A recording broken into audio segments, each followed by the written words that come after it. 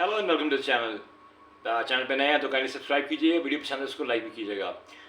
ये आपकी बड़ी मेहरबानी है। माइकल वॉन के बारे में मैं अब सिर्फ ये नहीं कि मैं बात करता हूँ। माइकल वॉन एक ऐसा कैरेक्टर है कि जो क्रिकेट के बारे में अपनी अपनी जो है ना एक्सपर्टीज़ और ओपिनियंस देने में कभी शाय हुए नहीं करता। और मोर ऑफ द नॉट उसकी जो की बातें होती हैं वो सही होती हैं। जब पाकिस्तान प्लेयर्स के बारे में की गई कि पाकिस्तानी प्लेयर्स जो है वो उनकी स्टैंडर्ड प्लेइंग स्टैंडर्ड के बारे में बात की, everyone bought the idea.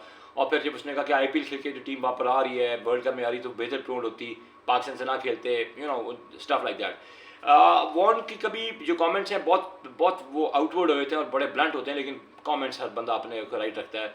Michael Vaughan ने अब एक बहुत बड़ी प्रेडिक्शन की है कि जो रूट के बारे में, Joe Root very close to 12,000 run in test cricket and he is only 33 years old.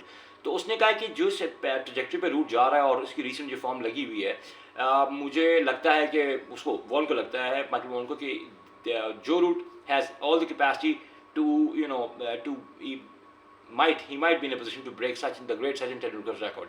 Sachin के 15,900 runs हैं, 914 runs हैं, if I'm not wrong. He is the highest scorer with a career spanning over 23 plus years. What a cricketer Sachin has been. I mean, great player.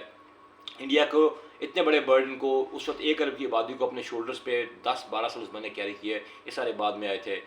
Ganguly and Dravid भी जो है ना 96 में उन्होंने entry मारी थी, बट जो इम्पैक्ट था उसका सचिन का वो किसी का भी नहीं था।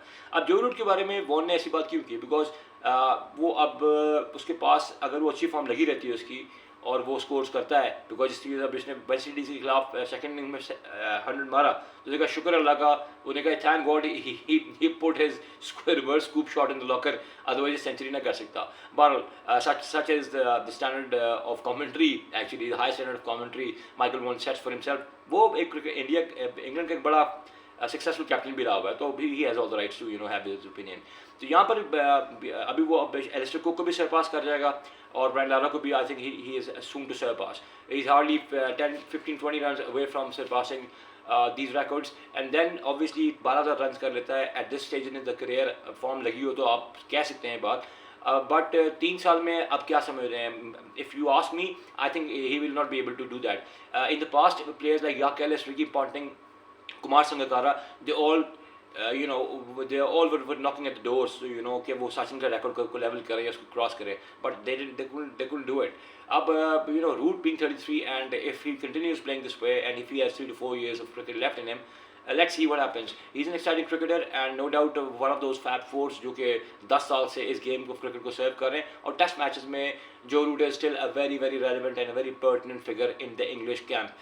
अब अगर फॉर्म लगती है और कैसी ऑपोजिशन को फेस करता है, it all depends. I mean waste Indies की जो टीम है उस पर अब उसने कहा था माइकल वॉन ने कि येस वेस्ट इंडीज़ की टीम जो है इसके सामने इसकी सेंचुरी बनती थी, but let's see what he does against quality attacks. अभी एशेज भी आगे आ रहा है and Ashes is not spanning on one test match, 5 test match होते हैं उनके, फिर उनके इंडिया से मैचेस हैं और बहुत सारे आगे ऐसे मौके आने जहाँ पर अगर वो साल में 1,000 रन मारता है 3 साल में वो 15,000 तक पहुंच सकता है। बट मुझसे पूछो तो मेरा ख्याल है वो नहीं पहुंच सकेगा।